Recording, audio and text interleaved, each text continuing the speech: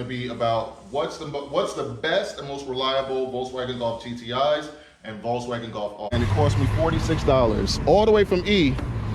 And if I wanted to, it could have been cheaper because I could also run 87.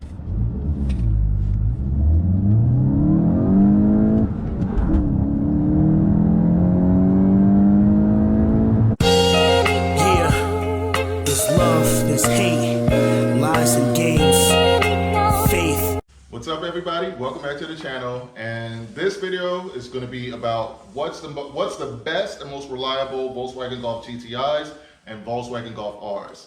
Now, I'm going to put it out there first. This is based on my own personal experiences, as well as like me being in contact with the VW community and talking to friends and people that have owned these cars, as well as talking to service advisors, mechanics, and just pooling a lot of information myself personally. So it's not me doing any like consumer report studies or anything like that. So this is just based on real world life experiences, right? And before we even get into that, I wanted to kind of put this out there for those, because I see like our subscribers are growing crazy, and I'm grateful for that. Thank you so much for all of you that have been subscribing and commenting and stuff like that. And I realize some of you have been with the channel from back in the OG days when I had my 2019 Subaru WRX SDI, to my 2019 Volkswagen Golf R, to my 2021 Camaro SS1 Elite. Some of you have seen the growth, and most of you kind of have a feel for my personality and who I am as a person and stuff like that. But for those of you that are new, I'll just kind of do like a quick in-depth, like a small deep dive into me as a person. I do YouTube, obviously, because I would like to make it something that I'll be able to use to take care of my family and stuff, and that's like a motivator. But what pushes me to go out and do this is because I want to provide some type of positive change or positive energy to people that watch it, right? Like, I understand that most of us are affected by our childhood traumas. Most of us, we're a reflection of what we've been taught as children and the hurt and the pain that we've experienced while growing up. And I understand that some people were raised on love, some people were raised on hate, some people were raised on survival, some people were raised on privilege, and some people have a combination of all of those things. Like me personally, I was raised on love and survival. So the core of me is somebody that I have love for everybody. And as long as people treat me with respect, I treat them with respect. And I try to treat people with respect initially first. Like, I give it, and if I don't receive it, then I kind of just don't pay attention to them anymore. So that's pretty much me as a person.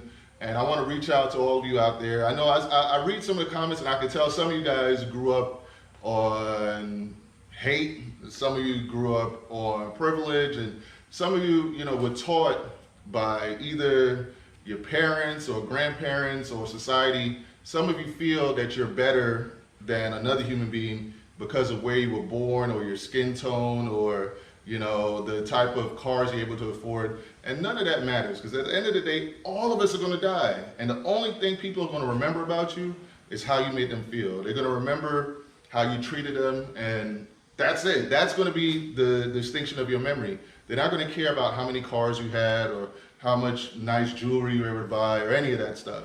All people are going to care about is how you treated them and how you made them feel.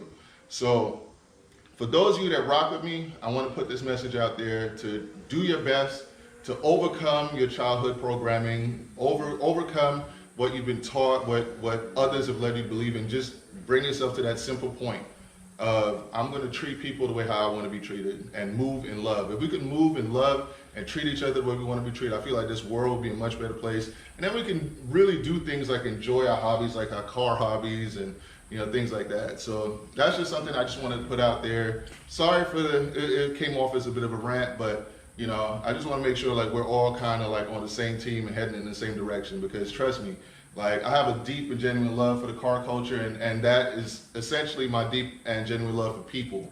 Like, I rock with good people, and I want them to rock back with us.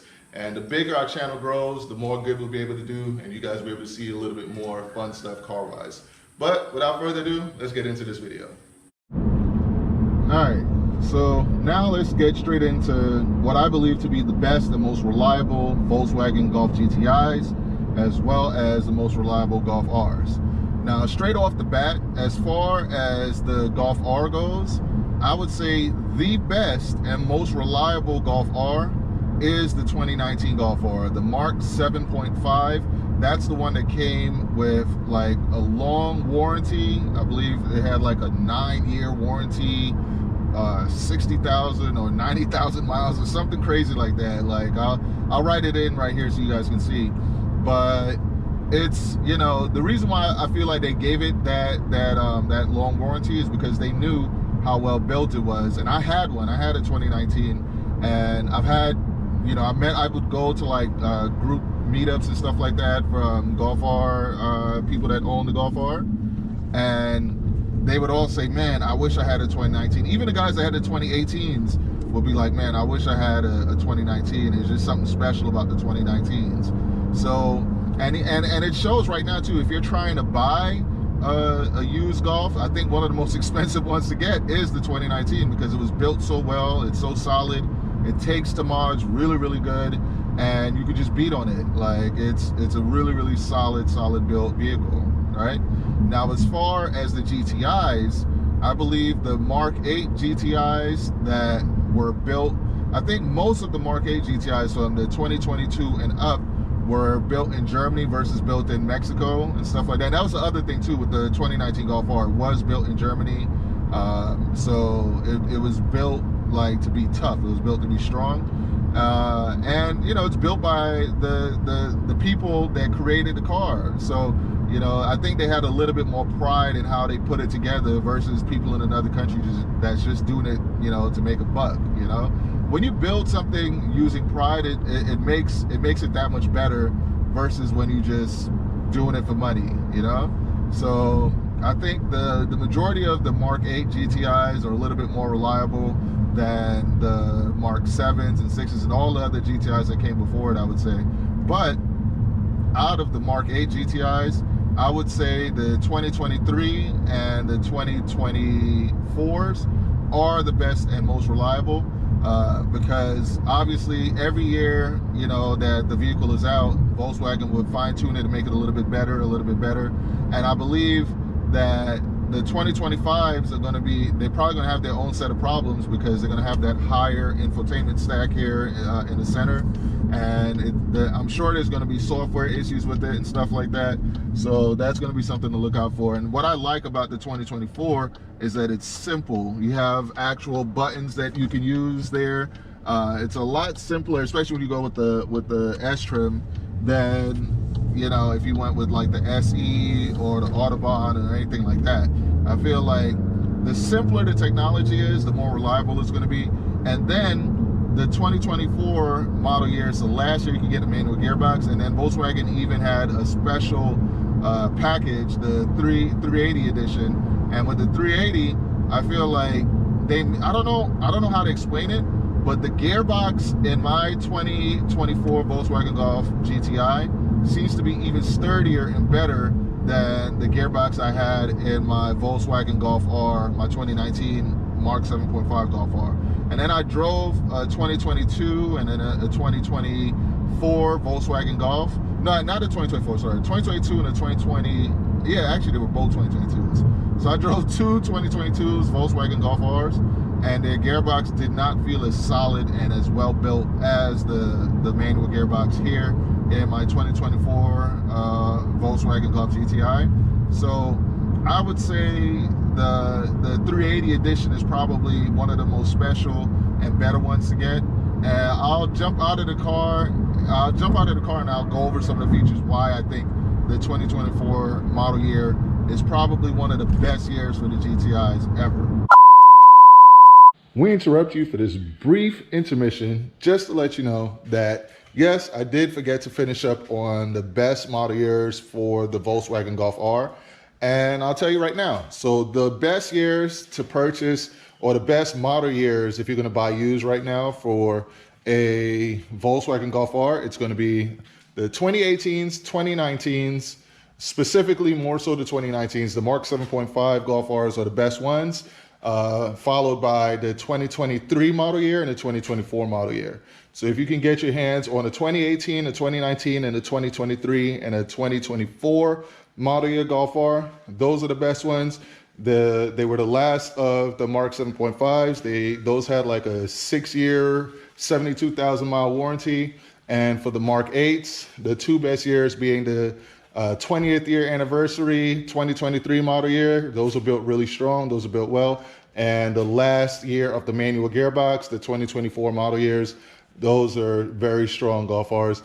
Going into the 2025s, I'm sure there's going to be a lot of problems with the first model years of the Mark 8.5, if you will. But yeah, just wanted to go over for Golf Rs. Those are the best years. And for the GTIs, I believe the best years really are the 2023s and the 2024s, the Volkswagen Golf 380 editions. And I think for 2023, it might have been a 40-year anniversary or something like that. But yeah, so for GTI, 23, 24. For Golf R, 18, 19, 23, and 24. Now, back to our regularly scheduled programming. All right, so I'll show you guys some of the reasons why you should get the 24 over some of the other years. The 24 is the year that you can get a GTI with these Golf R rims on here, these 19s. And the reason is because this is a 380 edition. It's the last of the manual gearbox. And it's the last year that you can get the honeycomb fog lights right here that you see right there. So it's to me, that's worth its weight in gold just because of the design only. It looks a little bit meaner.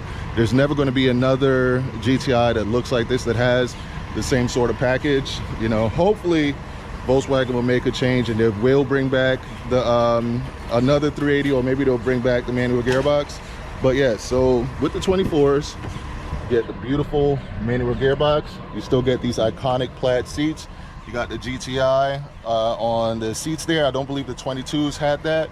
So you get leather here, you get suede here, honeycomb design. You got the, you know, the lighting all the way around. You got the digital dash there. You know, there's so many things that make it special. You got the dead pedal there. Well, I know a lot of the older ones do that as well. But most importantly, you can tell that this one is from Germany. Let me see, where would you see that? Oh, down here. So on the VIN, if it starts out with WV like that, WV, that lets you know it's from Germany. And here's a cool thing most people don't realize. So I just filled up, this was like all the way empty. I filled up on gas. Now I filled up on 93 and it cost me $46 all the way from E. And if I wanted to, it could have been cheaper because I could also run 87 in here. So you can run 87, you can run 91, and there's no decrease in power like with most other vehicles. So for those of you that's been on the fence about getting a Volkswagen Golf GTI, there's something that should make you want to do it right there, because the gas mileage is amazing. And then I'll start it up here for you guys and you can see what my range is like. So for 46 bucks, running the most expensive fuel, running 93, let's see where we're at in range. And first, let me make sure, lower the volume here. All right. Let's see what it says for range, right? And, oh yeah, right there. Bring that down. 365 miles of range, and that's with aggressive driving and 93 fuel. So if you were on the fence and you wanted a reason to get this, this is the time to get it. Like me personally, if I'm going on a long road trip, this is the car that I'm going to take, and I'll show you why. Not just because of the great gas mileage, you can run 87, you can run 93, you know it's reliable, it's fast, it's fun, it takes mods very, very well. Like just with a simple mod, you can increase the horsepower by like 100, you know, just by tuning intake, things like that, downpipe. And you got usable backseat space, you got, you know, nice trunk space, cargo space here, Volkswagen cargo system. And unlike most other vehicles, you get a spare tire. A jack and a spare tire, that's like very hard to get nowadays. So the fact that you can do that with this vehicle, to me, shows how special it is and why you should get it. It's one of the best Volkswagen Golf GTIs ever created, in my opinion, you know? But I want you guys to comment below and let me know. Another thing too, like I said, it's great for road trips. I might be doing a road trip to meet up with 100 Gang Nate soon. He's doing something very special. So by the way, shout out to the whole MOC. Shout out to 100 Gang Nate, Cutie Chaotic, Blueprint Wendell Lee. Shout out to our guy, Race Car 21. Shout out to Will Motivation.